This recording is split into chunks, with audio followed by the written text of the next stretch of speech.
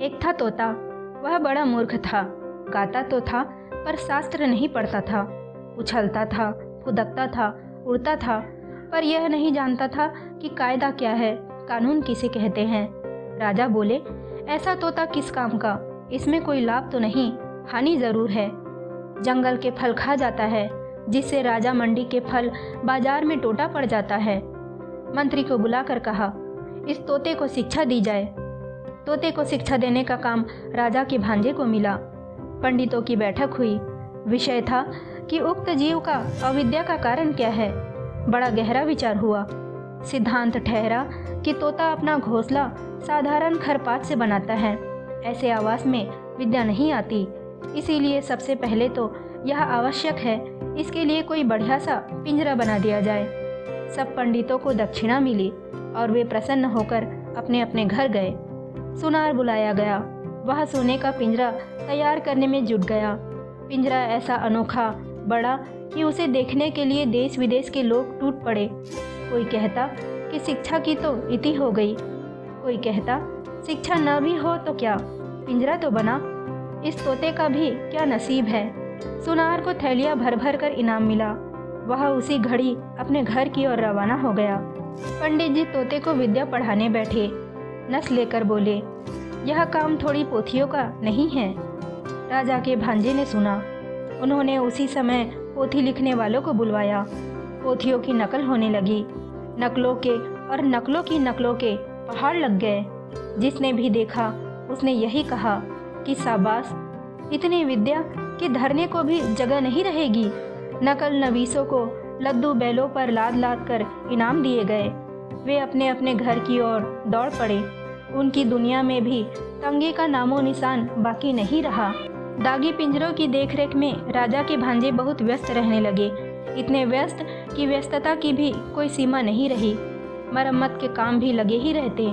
फिर झाड़ू पोछे और पालिश की धूम भी मची रहती थी। जो भी देखता यही कहता कि उन्नति हो रही है। इन कामों पर अनेक अनेक लोग लगाए गए और उनके कामों की देखरेख करने पर और भी अनेक अनेक लोग लगे। सब महीने महीने मोटे मोटे वेतन ले लेकर बड़े बड़े संदूक भरने लगे। वे और उनके चचेरे ममेरे मौसेरे भाई बहन बड़े प्रसन्न हुए और बड़े बड़े कोठों बालखानों में मोटे मोटे गद्दे बिछाकर बैठ गए। संसार में और अभाव तो अनेक है, पर निंदकों की भी कोई कमी नहीं है। एक ढूंढो हजार मिलते हैं। वे बोले, पिंजरे की तो उन्नति हो रही है, पर तोते की खोज खबर लेने वाला कोई नहीं है। बात राजा के कानों में पड़ी। उन्होंने भांजे को बुलाया और कहा कि क्यों भांजे साहब, यह कैसी बात सुनाई पड़ रही है। भांजे ने कहा, महाराज, अगर सच सच बात सुनना चाहते हो तो सुनारों को बुलाइए, पंडितों को बुलाइए, नकल नवीसों को बुलाइए, मरम्मत करने वालों को और मरम्मत की देखभाल करने वालों को बुलाइए। निंदकों के हलवे में हिस्सा नहीं मिलता है महाराज, इसीलिए वे ऐसी ओछी बातें करते हैं। जवाब सुनकर राजा ने पूरे मामले को भली भांति और साफ साफ तौर से समझ लिया। भांजे के गले में तत्काल सोने के हार पहनाए गए। राजा का मन हुआ कि एक बार चलकर अपनी आंखों से यह देखे कि शिक्षा कैसे धूम धड़ाके से और कैसे बकटूट तेजी के साथ चल रही है। सो एक दिन वह अपने मुसाहबों, मोहलगों, मित्रों और मंत्रियों के साथ आप ही शिक्षाशाला में आ धमके। उनके पहुँचते ही ठेवड़ियों के पास शंख, घड़ियाल, ढोल, ताशे, खुर्दक, नगाड़े, तुरहिया, भेरिया, दमामे, कांसे, बांसुरिया, झाल, करताल, मृदंग, जगझप आदि आदि आप ही बज उठे। पंडित गले फाड़ फाड़ कर और बूटी का फड़का फड़का कर मंत्र पाठ करने लगे। मिस्त्री, मजदूर, सुनार, नकल नवीस, देखभाल करने वाले और उन सभी के ममेरे, फुफेरे, चचेरे, मौसेरे भाई जय जयकार करने लगे। भांजा बोला, महाराज देख रहे हैं ना। महाराज ने कहा, आश्चर्य, शब्द तो कोई कम नहीं हो रहा। भांजा बोला, शब्द ही क्यों, इसके पीछे अर्थ भी कोई कम नहीं। राजा प्रसन्न होकर लौट पड़े। ठेवड़ी पार करके हाथी पर सवार होने ही वाले थे कि पास के झुरमुट में छिपा एक निंदक बोल उठा, महाराज, आपने तोते को देखा भी है। राजा चौंके, बोले, अरे हाँ, यह तो मैं भूल ही गया था। तोते को तो देखा ही नहीं। लौटकर पंडित से बोले, मुझे यह देखना है कि तोते को तुम पढ़ाते किस ढंग से हो। पढ़ाने का ढंग उन्हें दिखाया गया। देखकर उनकी खुशी का ठिकाना न रहा। पढ़ने का ढंग तोते की तुलना में इतना बड़ा था कि तोता दिखाई ही नहीं पड़ता था।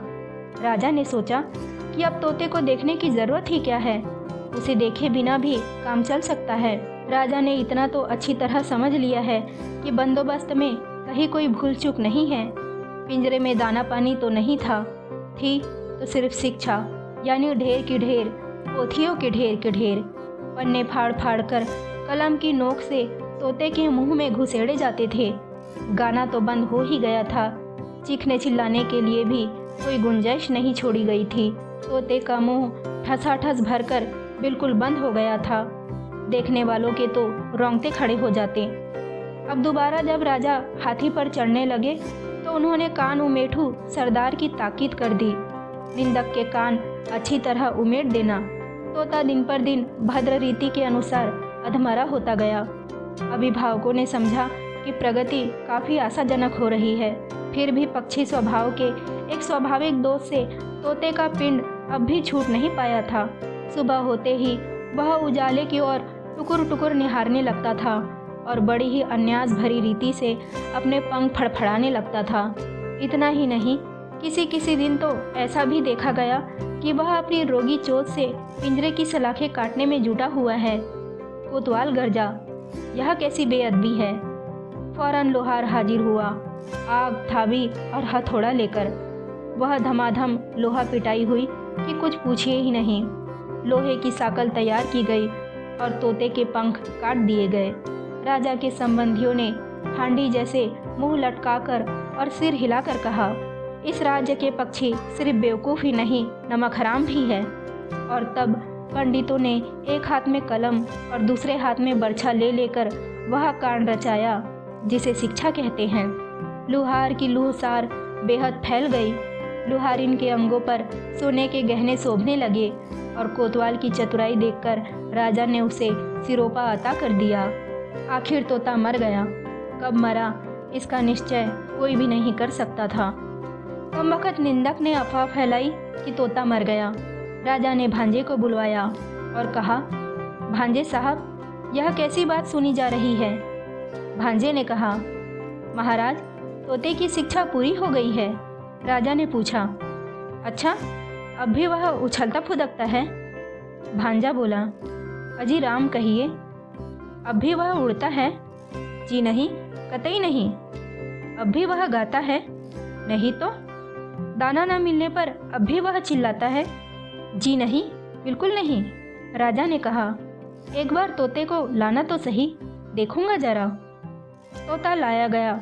साथ में कोतवाल आए, प्यादे आए, घुड़सवार आए।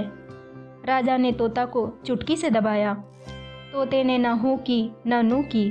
हाँ, उसके पेट में पोथियों के सूखे पत्ते खड़खड़ाने ज़रूर लगे। बाहर नव वसंत की दक्षिणी बयार में नव पल्लवों ने अपने निश्वासों से मुकुलित वन के आकाश को आकुल कर दिया।